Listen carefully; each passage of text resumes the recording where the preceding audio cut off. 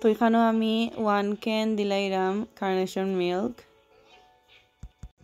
তো এনে আমি দিলাইরাম 4 টেবিল স্পুন পাউডার সুগার, আপনারা সুগার ইউজ করতে পারবা। তারপর এনে দিলাইরাম সিনামন পাউডার, এগু দিলাম আমি জাস্ট একটু ফ্লেভারও লাগিয়া, জাস্ট অল্প করে দিছি। তারপরে দিলাইরাম 4 টেবিল স্পুন গুঁড়া দুধ, গুঁড়া দুধটা দিলে একটু ফ্লেভারটা ভালো হয়। সকলটা দিয়ে আমি মিক্সড করে নিলাম। তো মিক্সড করা শেষ হয়ে গেছে আমার। ওখানে একটা কেকের মোল্ড লইছি, মোল্ডের মাঝে আমি টি কেক বা পাউন্ড কেক, এগুলো টি কেকও হয়, তো পাউন্ড কেকও হয়। তো আমি এর মাঝে টি কেক দিলাইরাম, এইগুলো লগে আমার গরু বানানি টি কেক। তো আমি প্রথম লেয়ারটা আমি দিলাইরাম, দেওয়ার বাদে তারপরে আমি দুধের মিশ্রণটালে আমি ডালি দিব।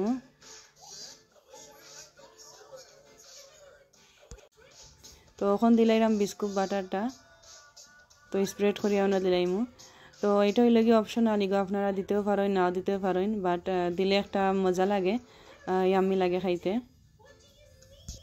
তো তারপরে দিলাইরাম সেকেন্ড লেয়ারটা আমি উপরে থেকে ওলাখান নিচের লেয়ার যেলাখান দিছি ওলান উপরের লেয়ারটা ওলাখান দিলাইমু। দুধের মিশ্রণটা আমি দিলাইরাম, যেলাখান পয়লা লেয়ারও দিছিলাম ওলাখান সেকেন্ড লেয়ারও সেম ওলাখান দিমু। তো আমি মাঝে ক্রিম রেডি করে রাখছিলাম, হুইপিং ক্রিমটা আমি রেডি করে আগে রাখি দিছিলাম। তো ওটারে আমি পাইপিং ব্যাগের মাঝে হারাইয়া এখন উপরে তাকে একটু সাজাইয়া দিলাইরাম।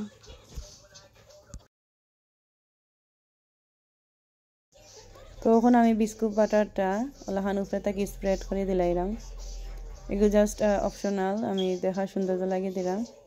তো আপনারা চাইলে বাদাম দিয়েও সাজাইতে পারবা, আপনার ইচ্ছা, আপনারা টপিং যেটা আপনার মন মতো যেটা দিয়ে আপনারা টপিং করতে পারবা।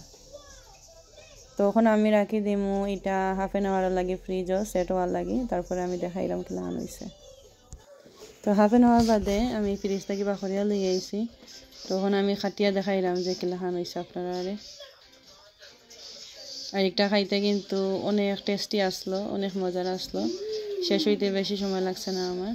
তো আপনারা ঘরে যদি মেহমান আইন খেয়েও চটপট আপনারা এই কোল্ড ডিজার্টটা আপনারা বানাইতে পারবা, সেকেন্ডের ভিতরে রেডি হয়ে যায় গিয়া, অত ঝামেলা নাই।